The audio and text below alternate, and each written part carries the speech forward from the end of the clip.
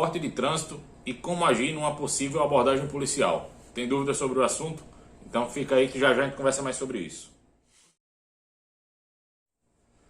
Bem pessoal, como foi falado, o tema do vídeo hoje é o porte de trânsito do CAC e como agir numa possível abordagem policial, né? Uma situação que não é tão difícil de ocorrer.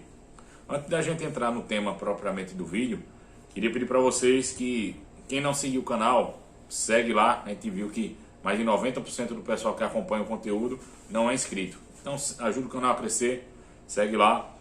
Se o vídeo, esse vídeo ou os outros que você viu por aqui, acha que é interessante, compartilha aí com o pessoal, beleza? Deixa o teu comentário. Deixa nos comentários também temas de vídeo aí que você quer ver, assunto que você quer ver a gente falando aqui, que na medida do possível a gente vai atendendo, beleza? Dito isso, vamos lá. Primeiro, o que é o porte de trânsito?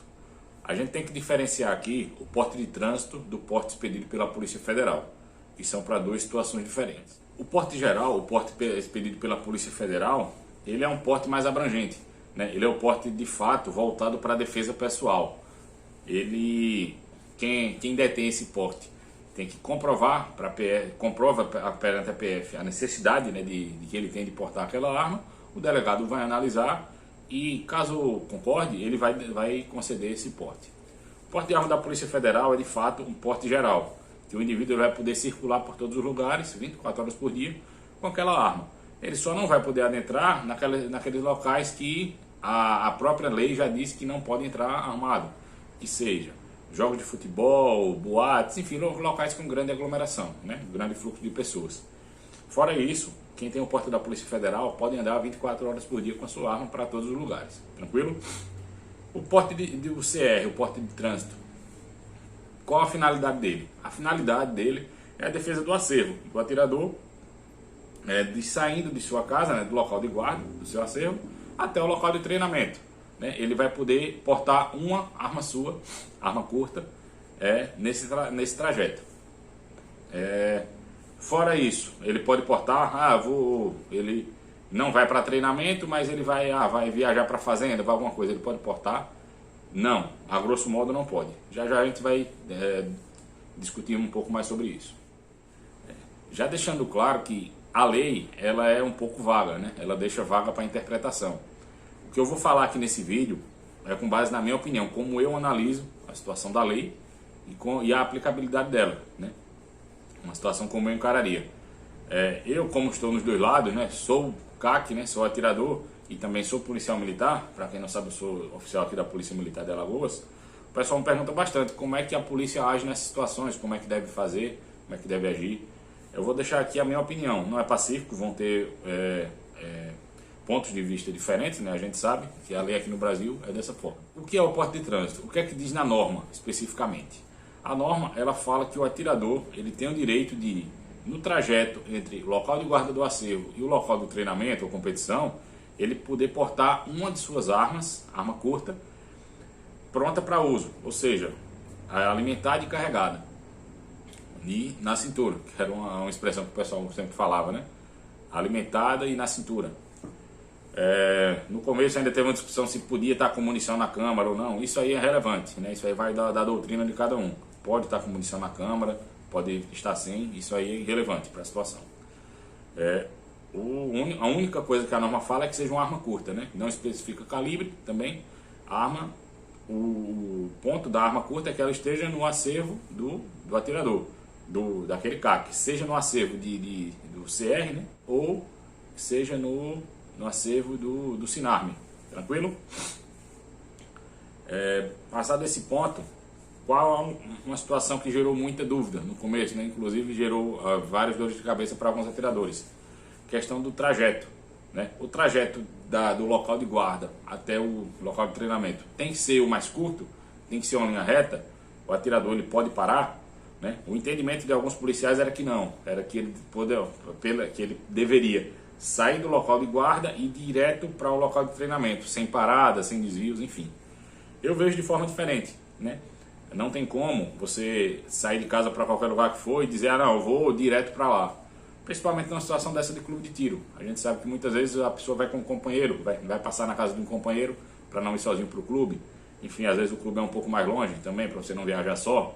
e por questão de segurança, né? Você está transportando material ali que é visado pela criminalidade, então é interessante realmente que você esteja num número maior de pessoas ali, um grupo maior nesse deslocamento, principalmente naqueles clubes que são mais afastados da cidade.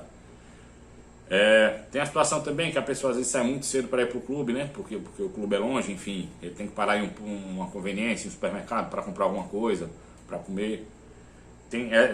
Na minha opinião, na minha visão, isso daí está totalmente dentro da norma, né? Você está no trajeto para o clube, né? Você saiu da sua casa, vai para o clube treinar, você vai parar para fazer alguma coisa.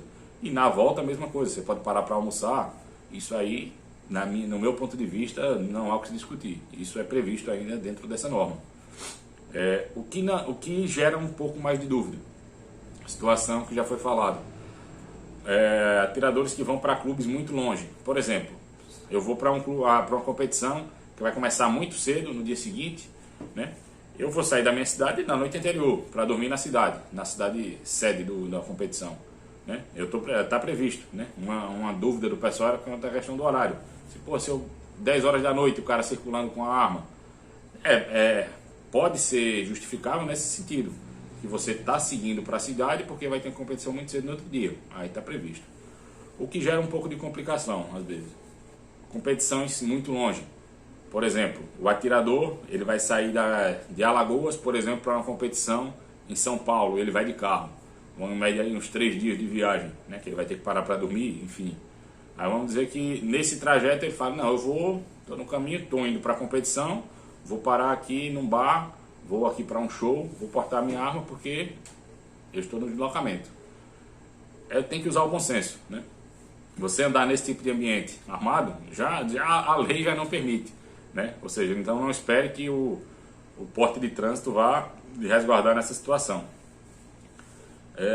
Outro ponto, que alguns atiradores infelizmente estavam argumentando, né?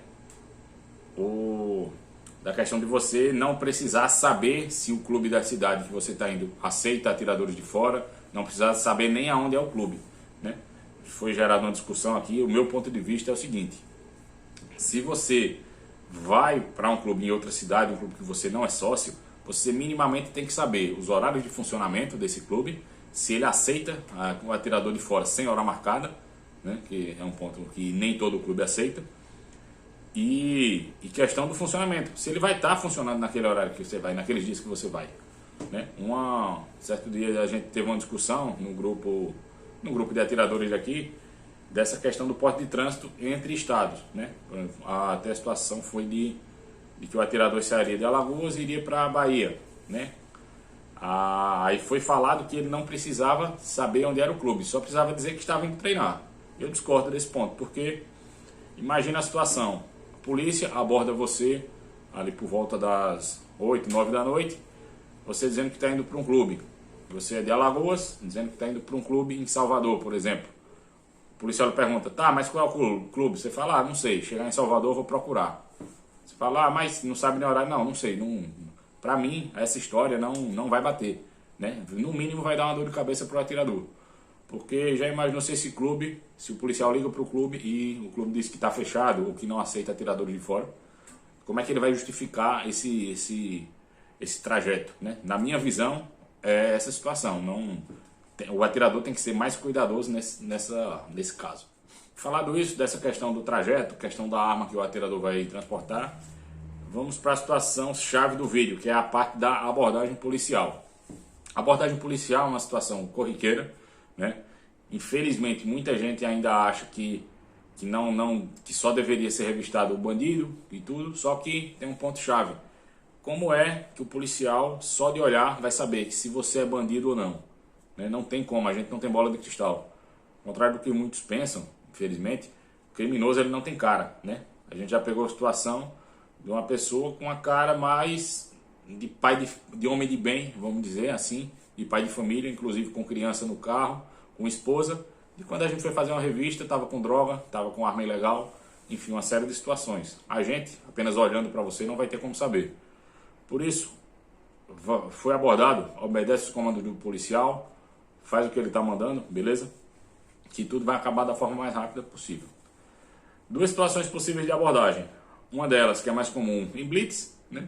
A blitz, ela em geral é um corpo maior de policiais que vai abordar um número maior de veículos, né? E é um nível de estresse um pouco mais baixo, né? Em geral, porque normalmente blitz é para averiguar a situação de trânsito.